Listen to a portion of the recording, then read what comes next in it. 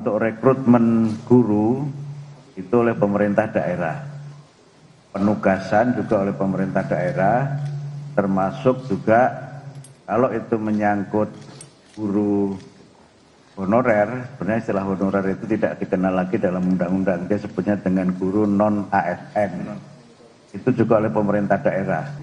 Terkait dengan ramainya isu guru non ASN yang per 31 Desember tidak akan ditugaskan, sebenarnya mengacu pada undang-undang ASN.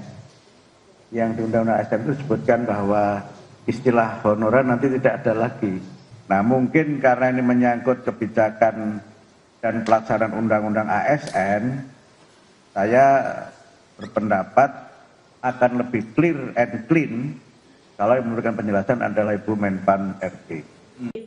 Keluarnya SE tersebut sebenarnya sudah dikoordinasikan dengan Menpan ya, Menteri terkait, bahwa sebenarnya berdasarkan Undang-Undang ASN nomor 20 ya tahun 2023 Ya. itu semua penyelesaian non ASN itu seharusnya selesai akhir tahun 2024. Oke. Namun kemarin ada seleksi ASN P3K 2024 dan yang tidak terangkut karena kekurangan formasi menjadi paruh waktu itu baru dinyatakan selesai di akhir 2025.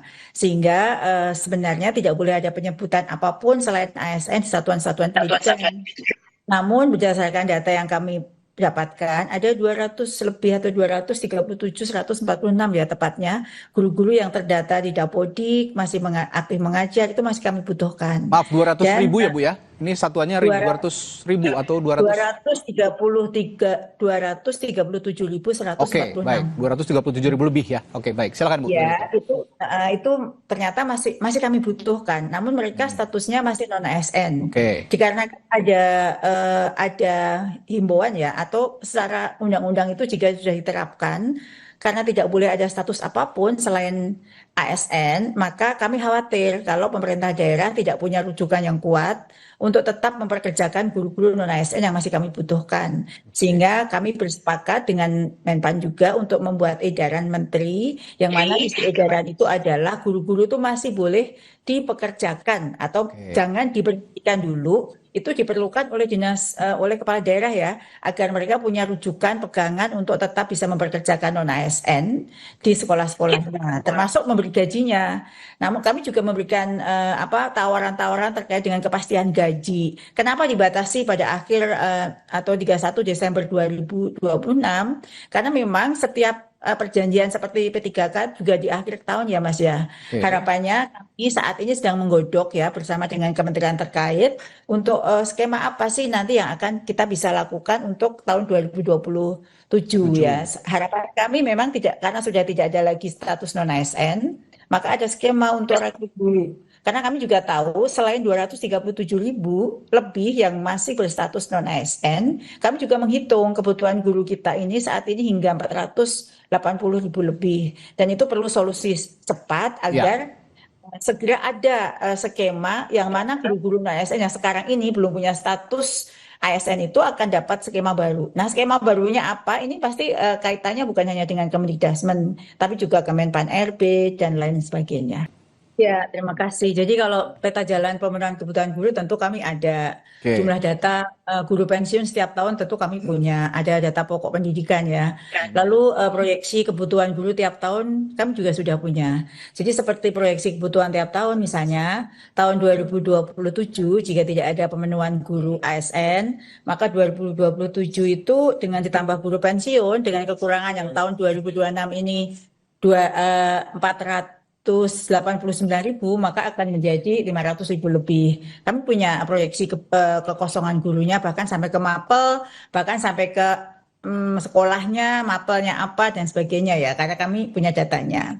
Nah, terkait dengan hal itu, karena di Undang-Undang ASN itu sudah tidak boleh lagi penyebutan nama apapun selain ASN, maka tentu kami juga sepakat dengan yang disampaikan Pak Lalu tadi, harus ada mekanisme baru yang mana apa yang sekarang ini menjadi penghalang itu yang kita perbaiki. Kalau dalam RPJP maupun RPJMN itu ada namanya restrukturisasi tata kelola kewenangan guru, itulah yang akan kami usulkan juga, bahwa ada pembagian kewenangan yang jelas antara pemerintah pusat dan daerah, sehingga pemerintah pusat punya kontrol memastikan bahwa pemenuhan kebutuhan guru lengkap dengan anggarannya itu bisa kami usulkan. Dan daerah akan melakukan pembinaan setelah guru itu menjadi guru ya. Jadi ada pre-service, in-service, dan post-service.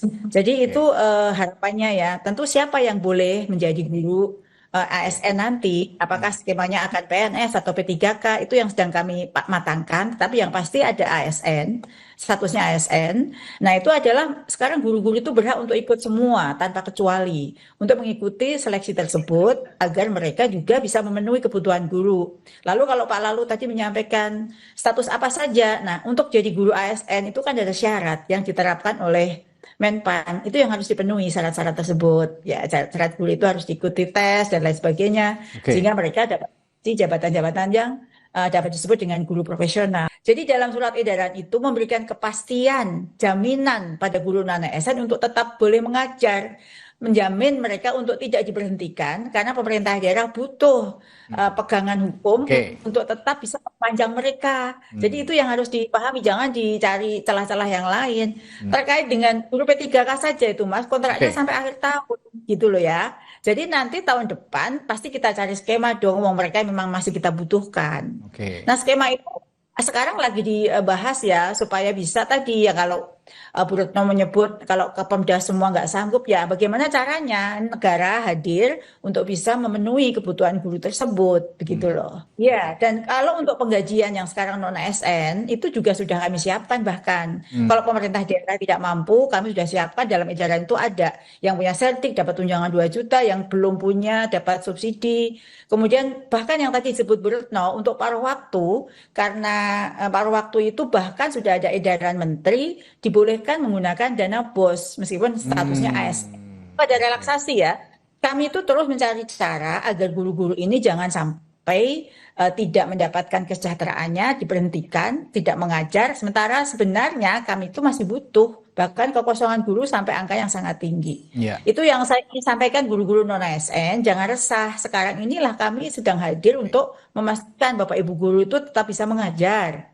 Jangan khawatir untuk dirumahkan, itu yang paling penting. Jangan khawatir untuk dirumahkan. Jadi sekarang ini pemerintah melalui Kemendikbudrismen sedang menggodok saja ya, menggodok status apa yang akan diterapkan nanti di tahun 2027.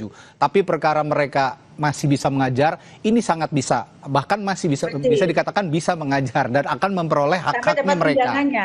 Iya, tunjangannya pun untuk non-ASN itu kan sudah kami hitung, yang mereka yang 237.000 itu tunjangannya mereka sudah ada, insentifnya sudah ada, naik semua di tahun 2026 ini Mas.